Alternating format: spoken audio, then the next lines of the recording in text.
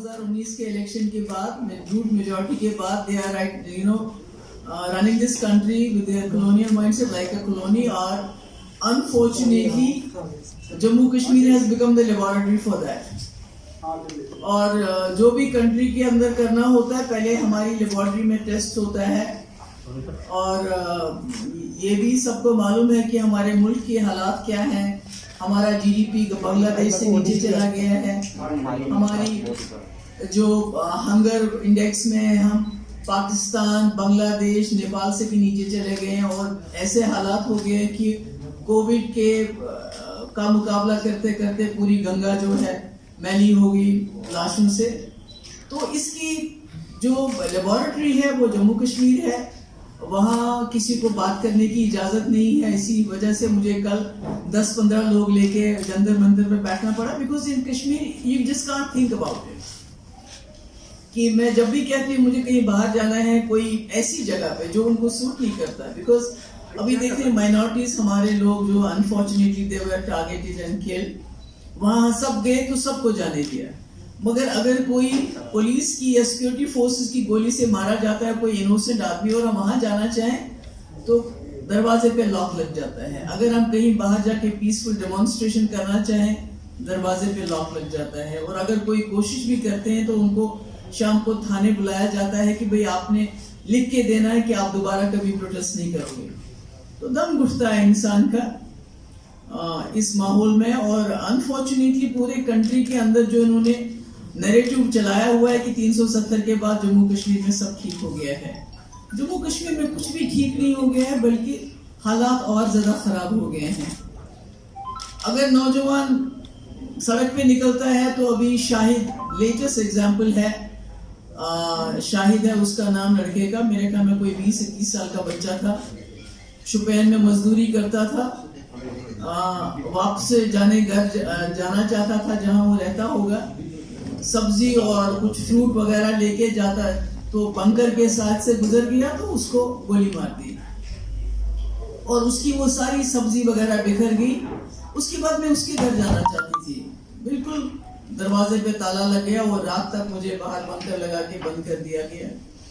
इसी तरह से एक गाड़ी में सोमो में लड़का एक जा रहा था, एक परवेज गुजर लड़का था, सोमो रुके नहीं तो गोली मार दी सिक्योरिटी फोर्सेस ने, ना रुके तो उसके घर जाना चाहते थे। या इसी तरह कोई जो अभी हैदरपुरा में ये जो एनकाउंटर हुआ है जिसमें 3 लोगों को शील्ड बना के इस्तेमाल किया गया, उसके बाद मैं उनके घर जाना चाहती थी, सबको जाने दिया, मुझे जाने नहीं दिया।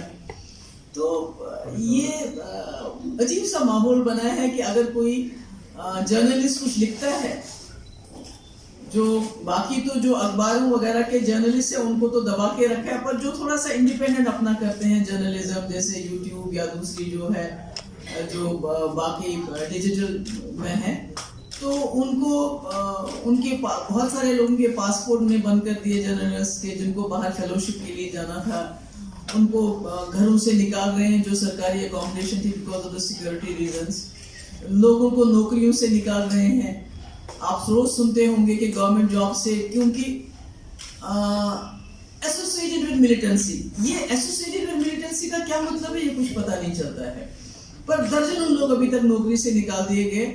और हमें ये लगता है कहीं ना कहीं जम्मू कश्मीर की पहले तो हमारी आइडेंटिटी पे अटैक हो गया, जो हमारा 370-35A उसको अनकॉन्स्टिट्यूशनल तरीके से लिया। अनकॉन्स्टिट्यूशनल इसलिए मैं कह रही हूँ कि हमारा कानून है, एक मुल्क का कानून है कि 370 को सिर्फ जम्मू कश्मीर की कॉन्स्टिट्यूएंट असेंबली ने सलाह दे के अपनी मर्जी दे के वो हटा सकते थे और बाकी इसको कोई नहीं हटा सकता था। तो जिस तरह ने गवर्नर को जम्मू कश्मीर की कॉन्स्टिट्यूएंट असेंबली बनाया और उसको हमारी जो they desecrated our own constitution and bulldozed it in the parliament, तो दैट वाज रियली समथिंग कि वो हमारे मेरे ख्याल में मुल्क की जो है टाइम में, जो हमारी हिस्ट्री में सबसे काला दिन था डेमोक्रेसी का, हमारे कॉन्स्टिट्यूशन का। तो इस वक्त जो जम्मू कश्मीर में हो रहा है अच्छा नहीं हो रहा है। कभी कभी हमारी सड़कों पे इतना खून बहता है कि बाल्टी से, पानी की बाल्टी से उसको धोना पड़ता है, और ये शायद किसी को यकीन नहीं होगा क्योंकि अनफॉर्चुनेटली जो हमारा मीडिया है, majority of the specially the print media, वो वही नैरेटिव चलाते हैं जो रूलिंग पार्टी उनसे चाहती है। ये किसी को कोई सवाल करता है तो उसको टुकड़े टुकड़े गैंग बोलते हैं तो मीडिया टुकड़े टुकड़े गैंग बोलता है, किसी को खालिस्तानी बोलते हैं फार्म हाउस को तो मीडिया खालिस्तानी बोलता है, हमको पाकिस्तानी बोलते हैं तो मीडिया पाकिस्तानी बोलता है।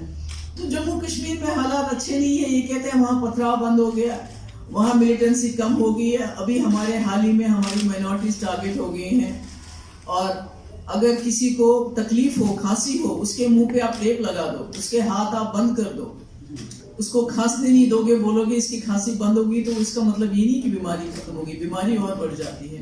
इसलिए मैंने सोचा मैं आपके साथ शेयर करूं, क्योंकि इसमें सबसे ज्यादा जो असरअंदाज होती है, इफेक्ट होती है, that is the women folk, because when anybody dies और he is taken to jail, तो जो पीछे रह जाती है, इट्स इधर अ वाइफ जिसकी 18 महीने की बच्ची अपने बाप की लाश के लिए रात भर वहां ठंड में सिसकती रही, या आमिर मागरे की बहन जो अपने भाई की लाश का भी इंतजार कर रहे हैं, और आमिर मागरे को भी बोला है मिलिटेंट था, जबकि उसके बाप ने पत्थर से मिलिटेंट को मारा है, और उसके बाद एज एन इन्फॉर्मर आर्मी के साथ काम करता था, अभी भी करता है, और उसको पूरी फुल सिक्योरिटी दी गई कि इसको मिलिटेंट से खतरा। और उसके बेटे जो चाय वहां बेचता था, उसको कहते हैं ये हाइब्रिड मिलिटेंट है, नई टर्म्स आ गई हैं, hybrid militant, OGW, white collar militant. तो कहीं ना कहीं लोगों का जीना हराम कर दिया है। हमारे जम्मू कश्मीर के जेल तो भर गए हैं, अब मुल्क के जेलों में हमारे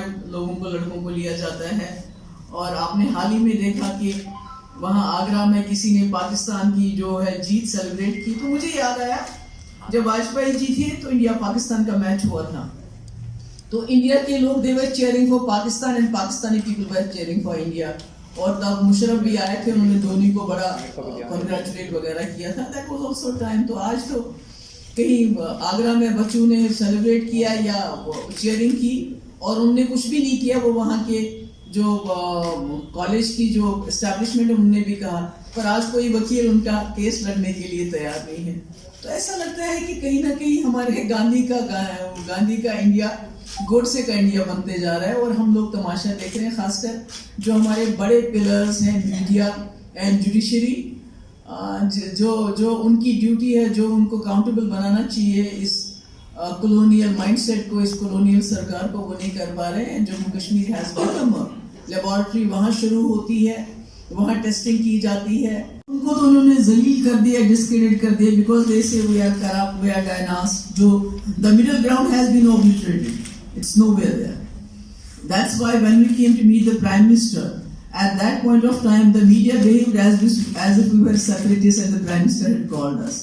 So unless and until you don't give space to mainstream parties to function, politically, as I said earlier, I wanted to visit a place, I want to go somewhere, I want to come out and protest peacefully. You're not allowed to do that. So how do you work? What do you do? तो main stream parties तो चाय नहीं बेच सकती ना, कुछ तो काम करना पड़ेगा ना उनको, तो वो तो करने नहीं देते हैं। They don't allow you. Even in DDC elections, they would hardly allow our people to go out and campaign at that point of time. और अभी जो पॉलिटिकल प्रोसेस हुआ है, जो DDC मेंबर्स हैं, उनको होटल्स में और दूसरी बिल्डिंग्स में बंद रखते हैं, घर से ज्यादा निकलने नहीं देते, एक्सेप्ट फॉर सिलेक्टिव फ्यू।